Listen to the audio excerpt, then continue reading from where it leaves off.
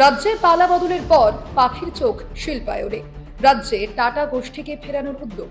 বুধবার মুম্বাইয়ে টাটা গোষ্ঠীর সঙ্গে বৈঠক রাজ্যের। 2006 সাল 235টি আসনে জয়ী হয়ে ফের সরকার গড়ল বামেরা। তৎকালীন মুখ্যমন্ত্রী বুদ্ধদেব ভট্টাচার্য ঘোষণা করলেন 1 লাখ টাকার ন্যানো গাড়ির জন্য রাজ্যে বিনিয়োগ করতে আগ্রহী টাটা গোষ্ঠী। কারখানার জন্য জমি খোঁজা শুরু হলো। টাটাদের পছন্দ মতো জায়গা সিঙ্গুরে প্রায় 1000 একর জমি অধিগ্রহণের প্রক্রিয়া শুরু করলো ব্র্যান্ড বুদ্ধর সরকার। এমতাবস্থায় তৎকালীন তৃণমূল নেত্রী মমতা বন্দ্যোপাধ্যায়ের নেতৃত্বে জমি আন্দোলন শুরু হলো। সিঙ্গুরকে কেন্দ্র করে যা কলকাতার রাজপথ অবধি পৌঁছে গেল। দাবি একটাই, অনিচ্ছুক কৃষকদের কাছ থেকে জমি কেড়ে নেওয়া যাবে না। জমি আন্দোলনে তেতে ওঠা সিঙ্গুর থেকে যাতে টাটারা পাত্তারি না গোটায়, সেই লক্ষ্যে রাজ্যের তৎকালীন রাজ্যপাল গোপাল কৃষ্ণ গান্ধী ও তৃণমূল নেত্রী মমতা বন্দ্যোপাধ্যায়ের সঙ্গে বৈঠক করলেন তৎকালীন মুখ্যমন্ত্রী বুদ্ধদেব ভট্টাচার্য। কিন্তু শেষ অবধি মমতার নৈরাজ্যের আন্দোলনে রতন টাটা সিঙ্গুর থেকে পাত্তারি গুটিয়ে গুজরাতের সানন্দে গিয়ে ন্যানো কারখানা তৈরি করলেন। বাকিটা ইতিহাস। রাজ্যে পালাবদল হয়, শিল্পায়নের প্রতিশ্রুতি দেন মমতা বন্দ্যোপাধ্যায়। যদিও ছিটে ফোঁটা বিনিয়োগও চোখে পড়ে না সেভাবে। এদিকে সিঙ্গুরের ওই জমিতে না করা গেল চাষ, না করা গেল শিল্প। টাটারা ক্ষতিপূরণ দাবি করল। এদিকে আদালতের রায়ে পশ্চিমবঙ্গ সরকারের পক্ষে যাওয়ায় সিঙ্গুরের জমিতে তখন সর্ষের বীজ ছড়িয়ে কৃষকদের জমি ফেরতের নাটক মঞ্চস্থ করলেন মমতা বন্দ্যোপাধ্যায়। কিন্তু সমস্যা মিটল না। রাজ্যের কাছে বিপুল ক্ষতিপূরণ দাবি করে ট্রাইব্যুনালে গেল টাটা গোষ্ঠী। সেই ট্রাইব্যুনালের রায় টাটাদের পক্ষে গেল এবং রাজ্যকে নির্দেশ দেওয়া হলো সুদ সহ 765 কোটি টাকা ক্ষতিপূরণ দিতে হবে টাটাদের। মমতার সরকার টালবাহানা করল। বিধানসভায় পালা বদলের পর মমতা বিদায় নিলেন ঠিকই, কিন্তু রাজ্যের নতুন সরকারের ঘাড়ে চাপল ওই বিপুল পরিমাণ টাকার বোঝা। রাজ্যে পালাবদলের পর বিজেপি সরকার বাংলায় টাটাদের ফেরানোর উদ্যোগ নিয়েছে। ইতিমধ্যেই বুধবার মুম্বাইয়ে টাটা গোষ্ঠীর শীর্ষ কর্তাদের সঙ্গে বৈঠক করেছে পশ্চিমবঙ্গ সরকারের শিল্প দপ্তরের প্রতিনিধি দল। বৈঠকে টাটাদের বাংলায় ফিরে আসার আমন্ত্রণ জানানো হয়েছে। সূত্রের খবর, টাটা গোষ্ঠীও প্রাথমিকভাবে আগ্রহ প্রকাশ করেছে।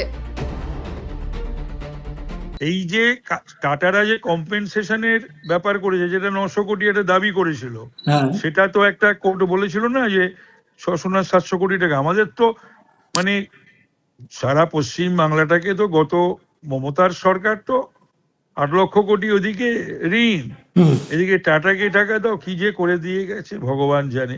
তো সেইগুলো তো আমরা গভর্নমেন্টে এসেছি, সেটা তো আমাদেরকেই এখন দেখতে হবে।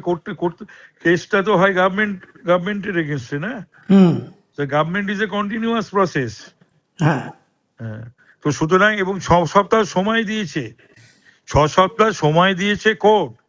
তবে বিষয়টা হলো যে যেন তেন প্রকারণ আমরা চাই, আমরা লেগেও রয়েছি। আমাদের বহু দিক থেকে আমরা চাইছি আইদার আমরা যাব বা ওরা আসবে। টাটাকে আমরা ফেরাতে চাই, সে অটোমোবাইলে হোক বা আদারওয়াইজ হোক। আমাদের তরুণ মুখ্যমন্ত্রী শুভেন্দু অধিকারী সমস্ত রকমের চেষ্টা চালিয়ে যাচ্ছে।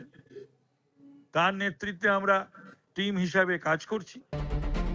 বাংলায় টাটারা এলে ফের নতুন করে শিল্পায়ন হবে, বাড়বে কর্মসংস্থান। দীর্ঘ 15 বছর ধরে চলতে থাকা বিনিয়োগের খরা কাটবে বাংলায়, আশাবাদী অর্থনীতিবিদরা।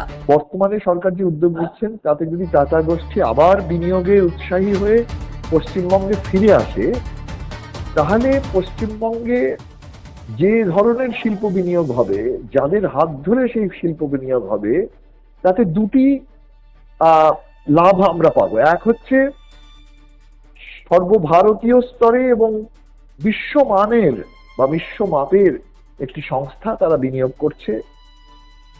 2 নম্বর হচ্ছে অন্যান্য শিল্পপতি বা শিল্প সংস্থা বা বিনিয়োগকারী তারাও কিন্তু উদ্যোগী হবেন।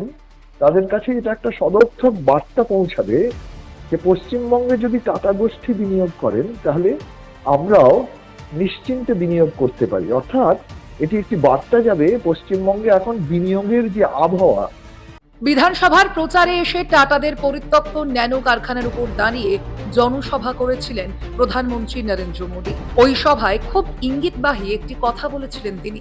রাজ্যে আইন শৃঙ্খলা ভালো হলে তবেই শিল্প আসবে। রাজ্যে এখন আইনের শাসন, খুব সম্ভবত অল্প কিছুদিনের মধ্যেই টাটারা বিনিয়োগ করবে রাজ্যে। এই উদ্যোগকে খুবই তাৎপর্যপূর্ণ বলে মনে করছে সকলে। এই খবরের দিকে নজর রাখার জন্য এবং তার পাশাপাশি সমস্ত খবরের আপডেটের জন্য অবশ্যই নজর রাখুন রাষ্ট্রেক্সে।